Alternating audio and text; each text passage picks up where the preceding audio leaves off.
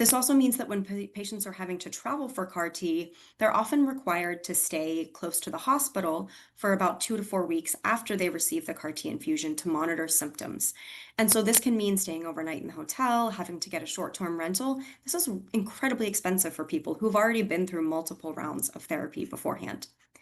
Of course, there are also indirect costs related to CAR T. So, for example, patients have to take time off of work, caregivers have to take time off of work, and have to arrange care for other dependents and pets. For example, one of our caregivers shared that she and her husband had two young children at home when her husband went through CAR T therapy. Their in laws, who were retired, had to come stay in an Airbnb in their neighborhood, and for them, it was a significant cut in their overall income for that month because they had to pay for that Airbnb. Other patients shared that their caregivers exhausted their paid family leave. They exhausted their paid vacation days to come care for them. And so, what I want to emphasize here is that this financial impact doesn't just impact patients and caregivers, it impacts their broader community.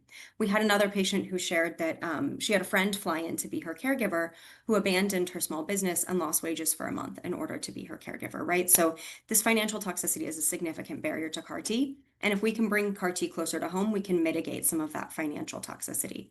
Finally, and most importantly for us here at CSC, we found that when patients had to travel to academic centers and when they had to travel far away from their community care setting, this exacerbated the psychosocial distress associated with receiving CAR T therapy.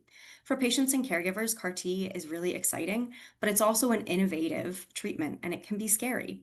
Patients and caregivers are worried about potential side effects. And so they want, there's a lot of stress for both patients and caregivers leading up to CAR T therapy. And for caregivers in particular, having to monitor symptoms in the weeks following CAR T is a significant burden. Some of our caregivers actually described it as quite traumatic, worrying that their loved ones' lives were in their hands. One patient shared that she actually had a hard time finding friends who were willing to provide that symptom monitoring support because they were worried that they would miss something. So this is a significant way of experiencing distress, and we want to make sure that patients and caregivers have access to their local support networks. So if you have to travel 100 miles away from care, you're away from your social support, your network, to help provide that emotional support and lessen some of that psychosocial distress. So